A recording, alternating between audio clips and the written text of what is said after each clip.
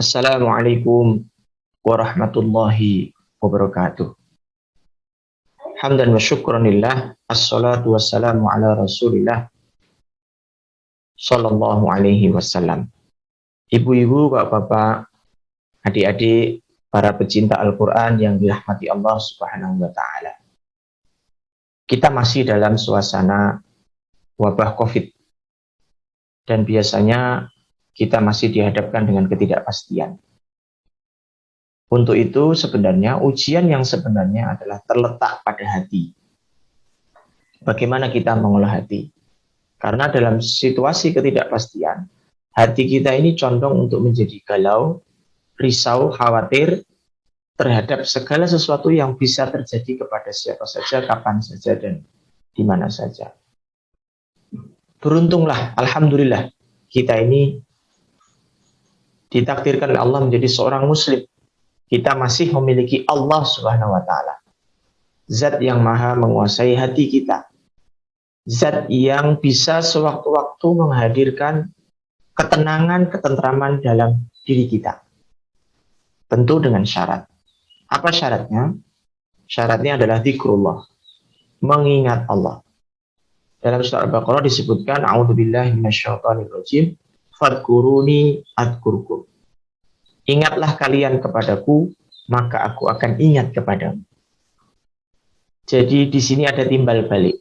Semakin sering kita, semakin banyak kita mengingat Allah, maka semakin banyak pula Allah akan mengingat kita sebagai hamba-Nya. Para pecinta Al-Quran yang dirahmati oleh Allah. Hati ini merupakan rizki karunia Allah yang sudah sepatutnya kita rawat dan kita syukuri. Ya. Tentu yang dimaksud adalah hati nurani. Karena hati ini ibarat sebagai sebuah cermin. Kalau cermin itu kotor, maka tidak bisa memantulkan cahaya keimanan dengan sebaik-baiknya. Dalam hadis yang hasan, disebutkan bahwa noda-noda pada hati itu sebenarnya timbul akibat dosa. Innal abda idza akhta'a khati'atan nukitat fi qalbihi nuqtatun. Seorang hamba jika dia berbuat salah, maka dititikkan oleh Allah dengan satu titik di hatinya, yaitu titik hitam. Semakin kita banyak berbuat dosa, maka semakin banyak pula titik-titik hitam itu dalam hati kita. Untuk itu, hati ini perlu kita bersihkan, perlu kita sucikan. Salah satunya dengan senantiasa zikrullah, mengingat Allah. Karena dengan mengingat Allah, hati kita menjadi tentram. Ala bidzikrillah tatmainnul qulub.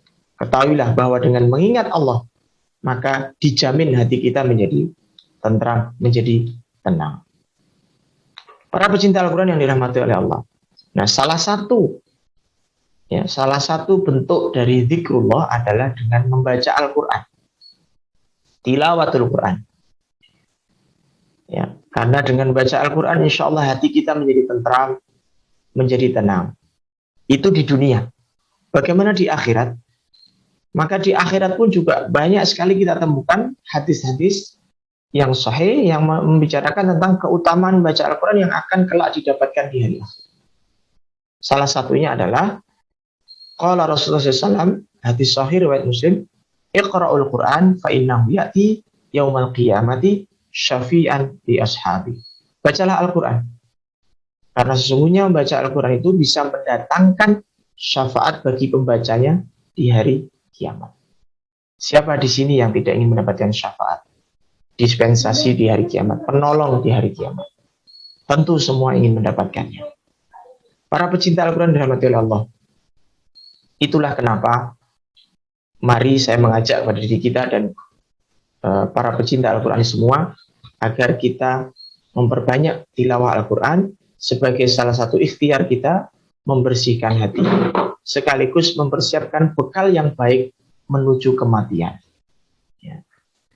Insya Allah dengan membiasakan, membudayakan, ya, membaca, mempelajari dan berusaha mengamalkan Al-Quran dari sekup yang terkecil, dari rumah tangga kita, keluarga kita, dari sekolah, kemudian lingkungan WhatsApp group, kemudian TPA, ya, lingkungan kerja, dimanapun kita berada, insya Allah dengan semangat ini, maka Allah akan senantiasa menjaga kita menjadi bagian dari ahlul Quran, menjadi bagian dari para pecinta Al-Quran. Demikian, mudah-mudahan ada manfaatnya. Billahi taufiq wal hidayah. Wassalamualaikum warahmatullahi wabarakatuh.